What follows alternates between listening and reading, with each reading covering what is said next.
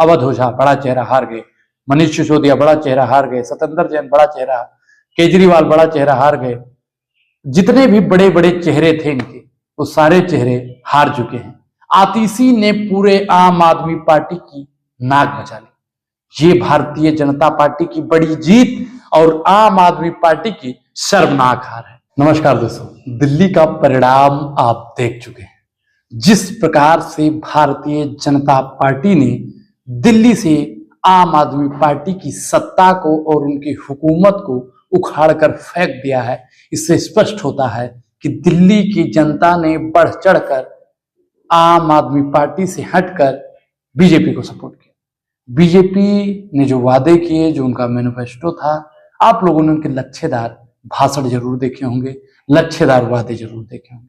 मैं आपको अवगत करा दूं, याद दिला दूं कि क्या अब वाकई में प्रधानमंत्री नरेंद्र मोदी जी ने जो वादा किया था, क्या उन वादों पर खरे उतरेंगे। उनका पहला वादा 500 रुपए में दिल्ली में सिलेंडर। क्या वाकई में हरियाणा, राजस्थान, मध्य प्रदेश, छत्तीसगढ़ और यूपी अन्य प्रदेश में जहां बीजेपी की सरकार है वह सिलेंडर मिल पा रहा है। दूसरा इनका वादा था 2500 यानी 2500 रुपए प्रति माह महिलाओं को मिलेगा। क्या अब वाकई में प्रधानमंत्री नरेंद्र मोदी जी दिल्ली की महिलाओं को 2500 रुपए महीना दे पाएंगे? ये भी, और प्रधानमंत्री जी का ही बयान था कि केजी से लेकर पीजी तक, जो बीजेपी का मैनिफेस्टो है, केजी से लेकर पीजी तक मुफ्त शिक्षा। सवाल साहब बहुत अहम है। आपको मैं बता दूं कि शिक्षा पर आप लोग जानते हैं कि 18% से ज्यादा की जीएसटी है, लेकिन दिल्ली की जनता ने जो प्यार दिया, जो सपोर्ट दिया, जनता का जनादेश का हम लोग स्वागत करते हैं। प्रधानमंत्री जी से और बीजेपी से, दिल्ली सरकार से लगातार सवाल रहेगा। और एक चीज मैं बताऊं कि आज मुझे अटल बिहारी वाजपेयी जी का वो वाक्य बार बार याद आ रहा है। न हार में न जीत में किंचित नहीं भयभीत में, कर्तव्य विपत पर जो मिला ये भी सही वो भी सही। दिनकर साहब ने लिखा था कि सच है विपत्ति जब आती है, कायर को दहलाती है, शूरमा नहीं विचलित होते, छड़ेक नहीं धीरज खोते, विघ्नों को गले लगाते हैं, कांटों पर राह अपनाते हैं। वह पथ क्या, पथिक कुशलता क्या, जिस पथ पर बिखरे शूल न हो, नाविक की धैर्य परीक्षा क्या, धाराएं प्रतिकूल न हो। तो अब समय आ चुका है। जिस प्रकार से बीजेपी 46-47 सीटों पर सरकार बनाने जा रही है और भाजपा का आपने तो रुझान पूरा देख लिया होगा। आम आदमी पार्टी, मैंने साहब कई बार बोला कि 3% लड़का लाएगा, ये करेगा, वो करेगा, लेकिन लेकिन लेकिन लेकिन लेकिन लेकिन लड़का बहुत पीछे चला गया। मतलब 22-23 सीट इनके लिए। और मैं एक चीज बता दूं, अवध ओझा बड़ा चेहरा हार गए, मनीष सिसोदिया बड़ा चेहरा हार गए, सत्येंद्र जैन बड़ा चेहरा, केजरीवाल बड़ा चेहरा हार गए। जितने भी बड़े बड़े चेहरे थे इनके, वो सारे चेहरे हार चुके हैं। आतिशी ने पूरे आम आदमी पार्टी की नाक बचा ली। ये भारतीय जनता पार्टी की बड़ी जीत और आम आदमी पार्टी की शर्मनाक हार है।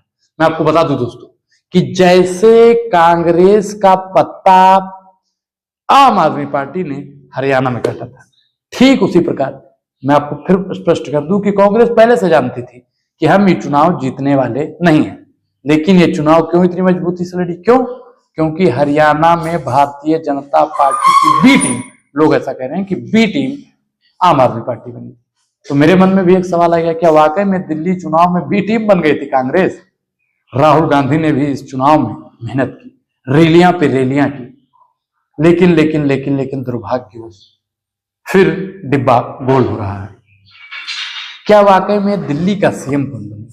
ये सबसे बड़ा सवाल है। जब हम लोग ग्राउंड पर काम कर रहे थे तो आम आदमी पार्टी के समर्थक, कांग्रेस के समर्थक, ये लोग कहा करते थे कि देखिए बारात तो तैयार हो गई है, दूल्हा कौन बनेगा?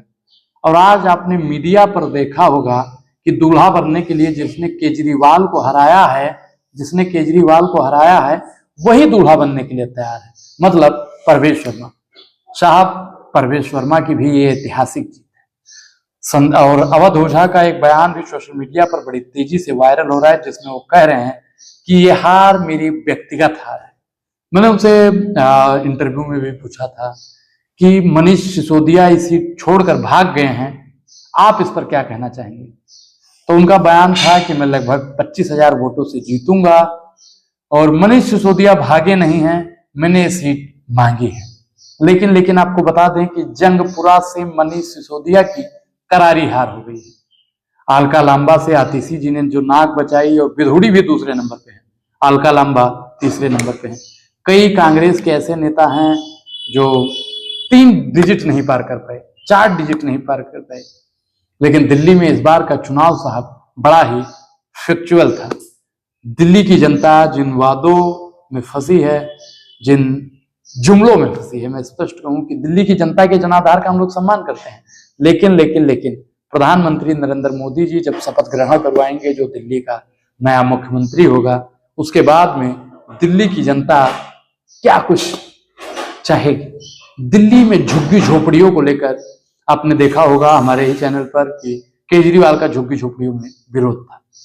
आपको मैं फिर बता दूं कि जहां झुग्गी वहीं मकान, जो भारतीय जनता पार्टी का नारा था, क्या वाकई में ये नारा कामवीर हुआ है?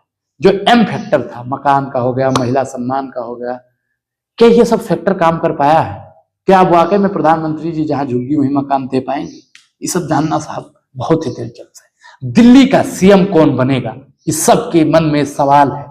कौन बनेगा दिल्ली का सीएम? जैसे आपने देखा होगा केबीसी में कौन बनेगा करोड़पति, 10 लाख का सवाल, वैसे ही कौन बनेगा दिल्ली का मुख्यमंत्री, आज का सबसे बड़ा सवाल।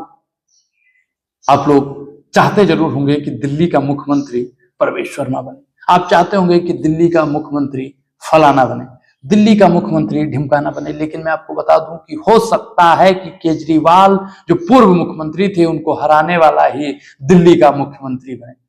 राज्यसभा में साहब अब इनकी 1 सीट नहीं, राज्यसभा कौन जाएगा?